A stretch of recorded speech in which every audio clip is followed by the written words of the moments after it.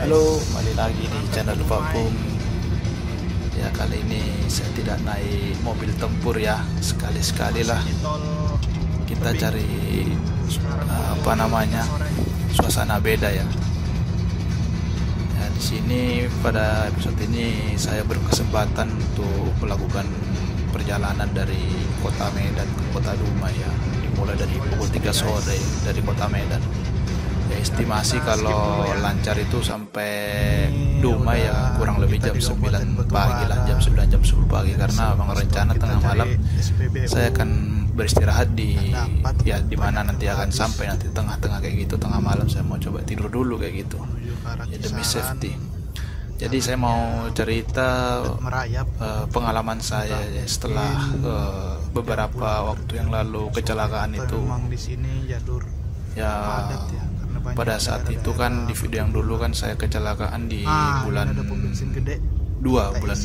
Februari ya, bulan 2 Februari gitu. Dan sekarang ini udah bulan 12 ya, syukur ya, alhamdulillah. Artinya dari hasil operasi dan fisioterapi tentunya ya, karena emang butuh fisioterapi yang lama itu. Jadi sudah banyak kemajuan ya. Yang dulu itu yang saya bayangkan itu kalau ngelihat dari perkataannya dokter ini kan, tangan ini karena habis kecelakaan kan terancam amputasi kayak gitu.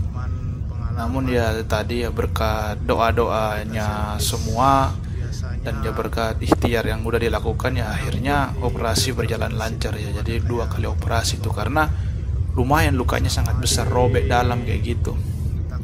Ya meskipun sampai sekarang yang menimbulkan bekas ya. Jadi untuk untuk jari yang di tangan kiri ya, karena emang tangan kiri yang bekas kecelakaan itu tidak seperti yang di tangan kanan ya. Kalau tangan kanan itu bisa lebih lemas kayak gitu kan, bisa menetekuk, dibengkok-bengkokkan dan ditekuk-tekukkan itu bisa lebih lemas. Nah, namun yang memang karena yang ini bekas kecelakaan, ada memang beberapa saraf-saraf yang menurut dokter ini emang namanya saraf-saraf di tangan itu sangat halus gitu. Jadi untuk dilakukan penyambungan atau dibikin seperti baru, artinya seperti sebelum kecelakaan itu sangat susah ya untuk ukuran ilmu kedokteran sekarang di Indonesia ya. Ini karena saya cerita operasi di Indonesia. Saya nggak tahu kalau mungkin di negara lain mungkin teknologinya bisa lebih lebih canggih atau lebih modern. Namun untuk dari fungsi ini luar biasa ya. Jadi betul-betul ini semua jari udah bisa bergerak, bisa goyang kayak gitu.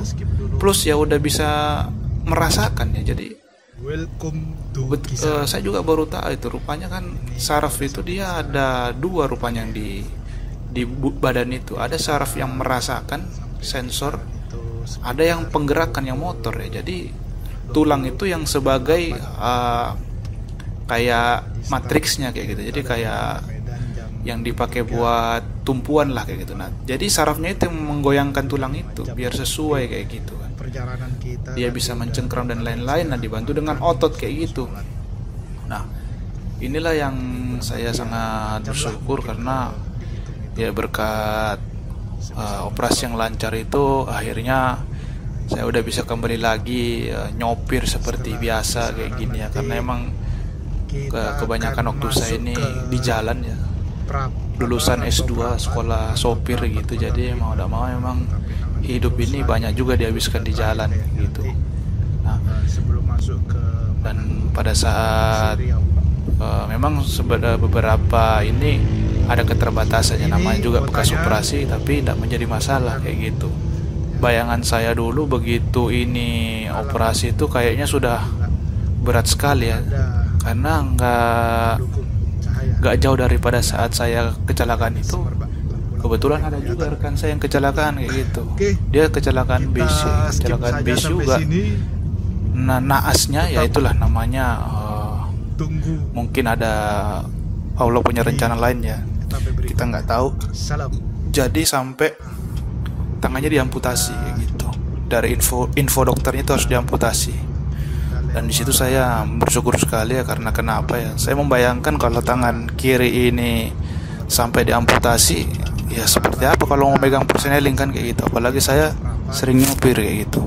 Rasa-rasanya emang sudah kayak pikiran saya udah kemana-mana kayak gitu. Dan ya alhamdulillahnya sekarang udah bisa lancar lagi, kita udah bisa berkendara lagi.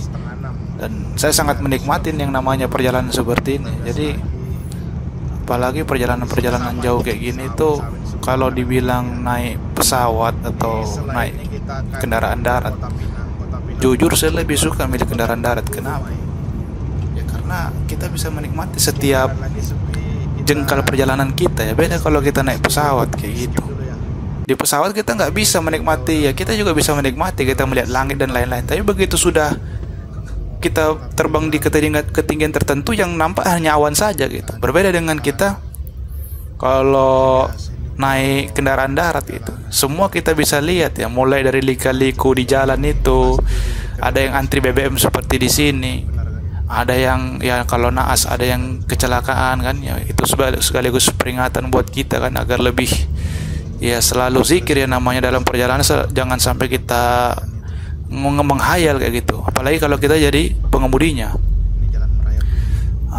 Apalagi juga kita melihat daerah-daerah yang baru ya, karena tiap kabupaten, tiap daerah itu kadang-kadang landscape-nya beda. Ini seperti contoh, begitu saya sampai udah lewat Bagan Batu sampai mau ke arah Duma itu udah jalannya udah kayak gurun-gurun kayak gitu ya, tanah merah kayak gitu ya.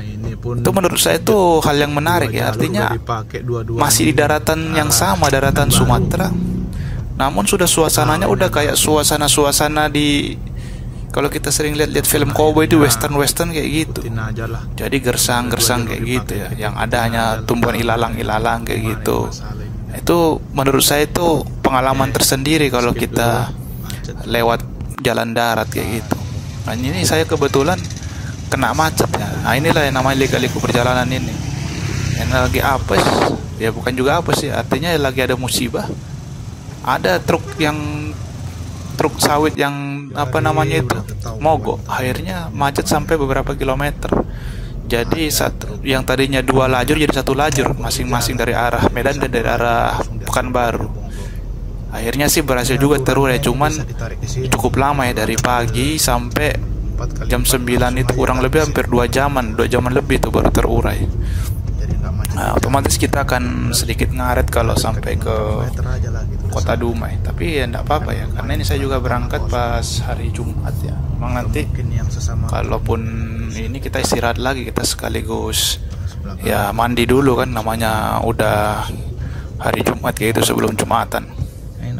Tapi berhubung ini masih pagi, kita lanjut lagi.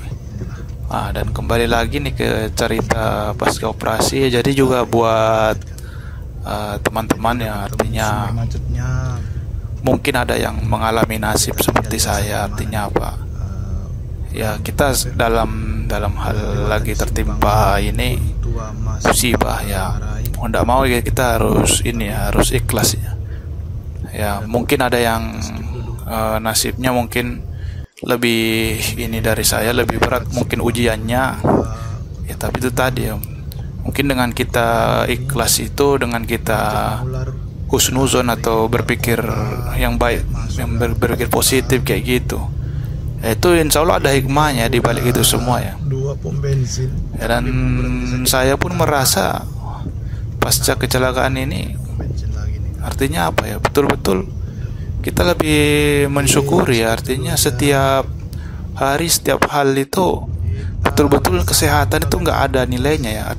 Maksud saya bukan berarti tidak bernilai, artinya tidak terbeli nilainya ya. Selama kita dikasih kesehatan itu, kita sangat-sangat betul-betul mensyukuri. Artinya apa? Pada saat saya dulu di ruang operasi itu, udah pikiran saya udah nggak enak itu.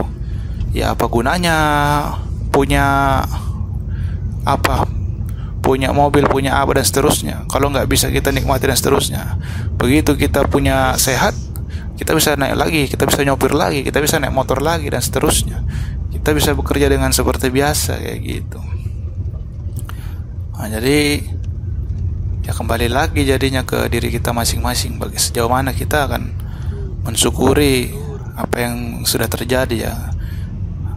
Dan tentunya ya ini juga buat antisipasi ya, buat kawan-kawan ya yang suka di jalan ya, artinya yang suka ngaspal seperti saya ini ya, lebih berhati-hati ya.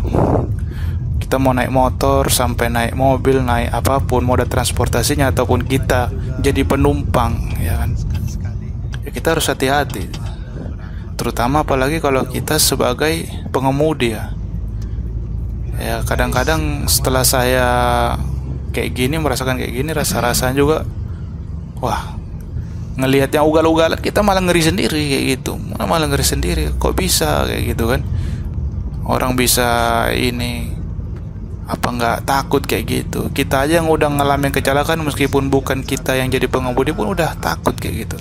Artinya apa, kita sedini mungkin kita sayangi diri kita ya, karena apa, keluarga kita menunggu di rumah ya kan, orang tua kita juga menunggu di rumah kayak gitu, semua keluarga kita ya. Kita juga dalam berkendara juga sama, artinya para pengemudi lain juga dengan berkendara kita yang baik, mereka tentu akan juga merasa tenang ya. Beda kalau kita nanti ugal-ugalan jalan juga, apalagi kalau kita bersinggungan dengan truk ya. Truk itu nggak bisa ngerem mendadak kadang-kadang. Jadi kadang-kadang karena ego kita, karena kita yang pengen ugal-ugalan, kita nggak tahu kita membahayakan pengemudi lain gitu. Dan ini saya udah sampai mau ke arah Dumai, ini udah jam 12 siang, ini udah pas sholat Jumat ini. Ini pengalaman luar biasa juga ya. Jadi mandi di kota Dumai, wah, udah kayak di Timur Tengah kayaknya, udah panas kayak gitu ya. Cuman asik juga sih, suasananya asik. Dan ya pengalaman juga ya, rupanya di sini airnya itu memang kalau dibandingkan dengan tempat lain, di tempat saya di Medan itu memang airnya sedikit beda ya, agak-agak asik, agak-agak payau kayak gitu ya. Namun itu tadi yang saya bilang ya, pengalamannya ya emang beda ya. Dan kita udah sampai di kota Dumai ya. Ini kita udah berlokasi di perumahan Pertamina ya. Nah, itulah sedikit cerita-cerita saya pasca operasi ya. Kalau ada yang baik ya alhamdulillah, kalau enggak ya semoga dapat diambil manfaatnya. Demikian, assalamualaikum warahmatullahi wabarakatuh. Salam, sampai jumpa di video berikutnya. Cek antigen juga, cek suhu di depan.